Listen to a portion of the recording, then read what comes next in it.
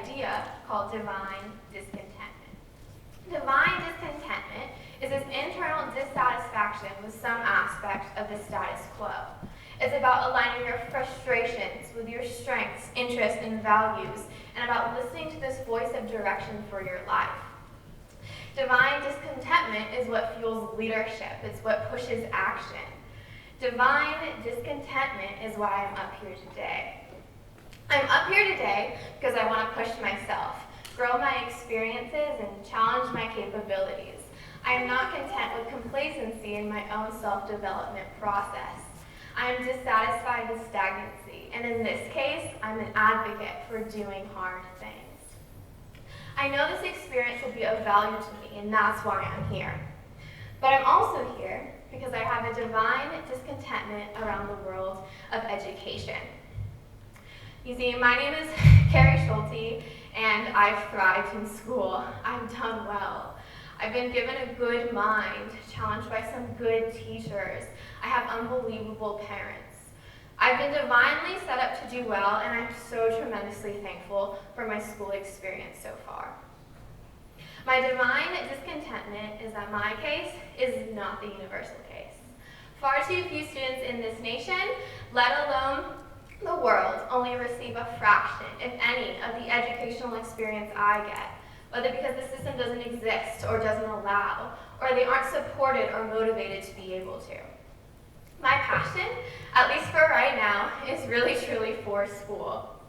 You all are a part of the reason I love to come to this place every day. This place makes me jittery with excitement because I know what it can do for me and for other people. Education has the power to heal, equip, and advance the individual and the community. Education has the power to break cycles of poverty and ignorance and violence and inequality. I am not naive to think this.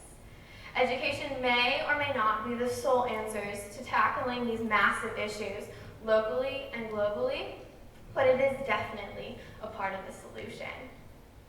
Now, it will likely evolve, but where I'm at right now, I believe my contribution to future students will come from my love of education, as well as my love of math and engineering and art, because I want to lead in the design of sustainably engineered and architecturally inspiring schools. I think this is an untapped opportunity for motivating students to academic excellence. The spatial learning environment has a huge impact on students' views of school, and a school design can transform an entire community towards a culture of dignity and excellence, especially in low socioeconomic areas. That's my story, my school education story, and while it's only the end of the beginning, as they say, you might classify it as a success story of the American education system so far. I have a direction. I know how to take my next steps. I definitely do not have all the answers around educating students, but I am choosing to be a part of the solution because I care about school and I have divine discontentments about it. You see, the idea of school and education in this American 21st century is really tricky. There's never enough money. Change is slow. Technology seems to be promising, and so many people are talking about what's most effective, creative, economical.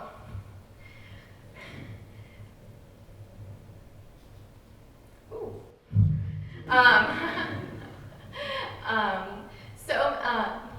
Teachers feel that they lack the time and the resources and the freedom to do what they really feel is best for students. And a lot of students feel that their school experience is generally irrelevant. Sure, a math teacher might include a problem or two in the next warm-up about how expensive paying for college is, but relevance in school is a really huge issue.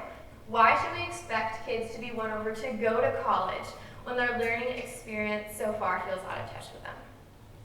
Let's get back to the basics. I want to back up for a second. Let's talk about why we go to school. I think this conversation of why we go to school is what's holding us back because it's not happening. There lacks a fundamental understanding in a lot of American students about the practical reason for school, the reason for waking up at 6 a.m. to come to this place and balance chemistry equations. This conversation of why will draw the bridge between perceived irrelevancy and purpose. We have to be convinced of the why if we're going to be taught the what. What King Louis XIV? What synecdoche? What 10K run? No, the conversation is why these things first. Here's how this works. Let me tell you what I learned about in my AP European History class.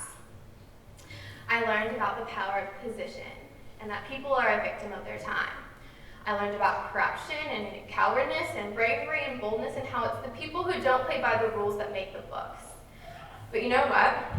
More than anything, in the long hours of hundreds and hundreds of vocabulary defining and pages of outline making, I learned about perseverance. I learned about this idea that trials and hardship and discipline help develop in me this quality of endurance that builds my strength of character and establishes confidence.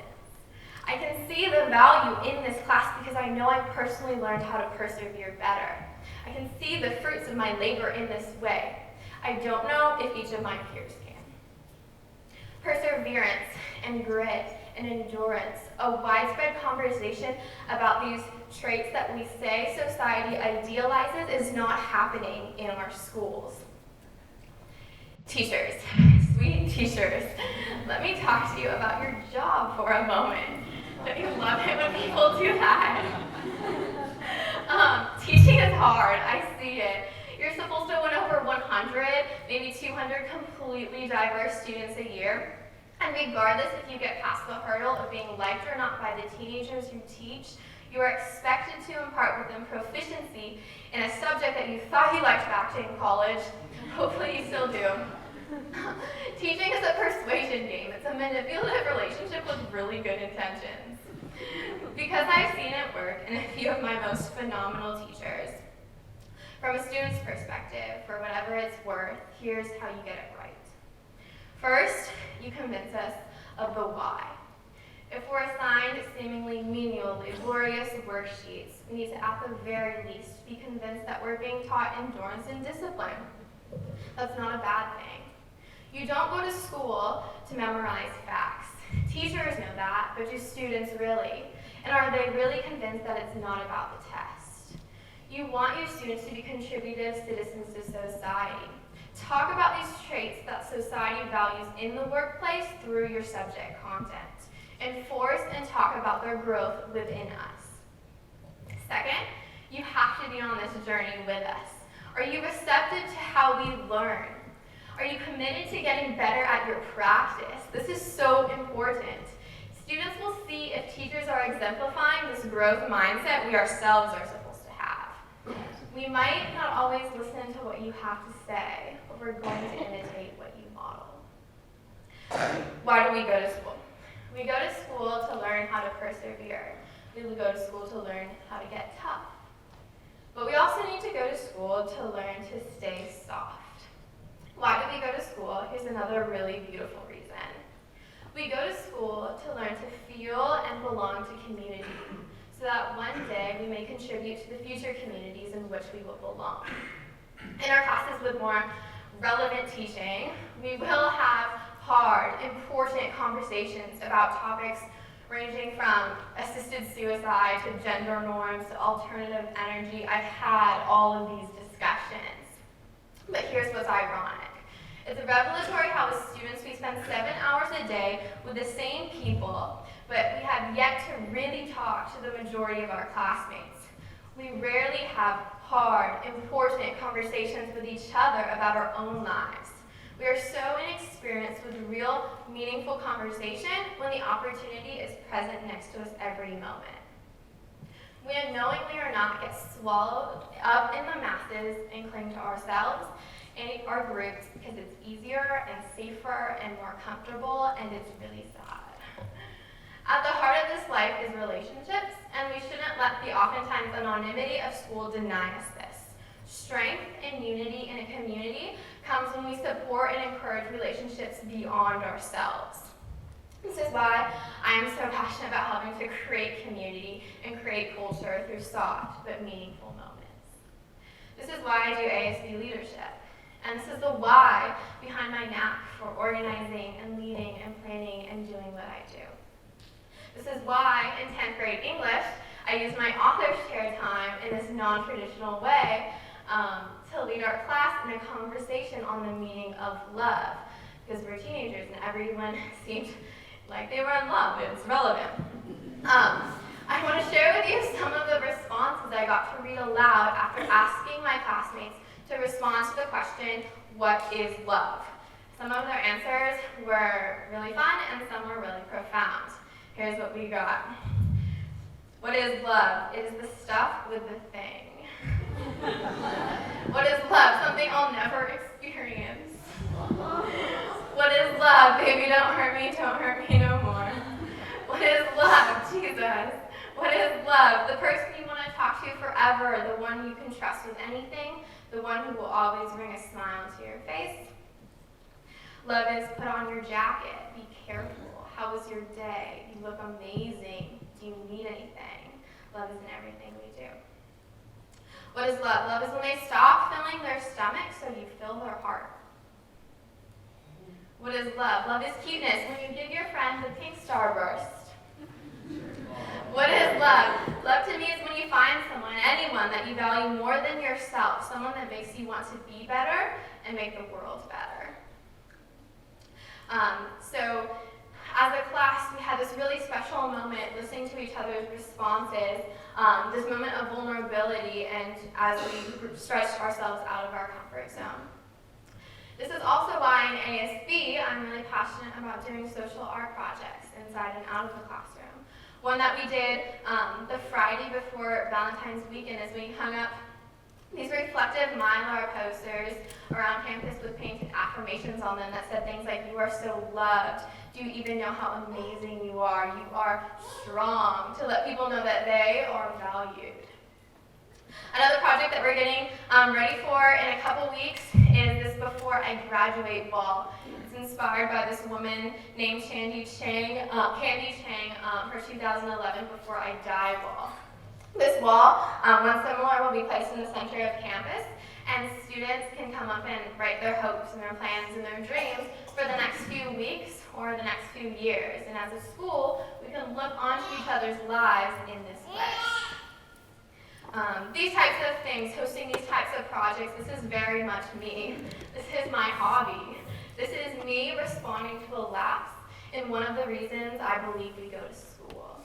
We go to school for community, to learn about past community, participate in our current community, and prepare for the communities in which we will belong. We have to practice, and we have to be reminded of this, and we have to keep finding new ways to cultivate it. Why do we go to school? We go to school to learn how to persevere among developing other traits. We go to school for community, and we go to school to discover our own divine discontentment. Schools claim they want to prepare students to be contributive citizens to society, but if it's these traits we're talking about, we have to talk about them. We can't just hope or assume that they'll arise. And preparing students for their future, helping them decide which college or career path to take, I think schools miss this really important element to that decision. We have to be asking kids about what irks them, what irritates them. Take these classes, be exposed to these things, confound them with the unsolved puzzles of this life so that they may find their own divine discontentment. Where should this take us? Greater student buy-in into school leading to greater engagement, greater achievement, more people in the workplace who have focus and are passionate about what they do. Communities that value education, whose citizens can make smarter, wiser decisions. Students who become adults who know how to persevere. Who know how to persevere, who know how to participate in community, who have strong character, who can have tough conversations and soft hearts. School can do this for us. And it just starts with the question of why we go. which we have to be constantly returning to. I may not know all of the answers, but I'm choosing to be a part of the solution. This is me addressing my divine discontentment. Go address yours. Thanks.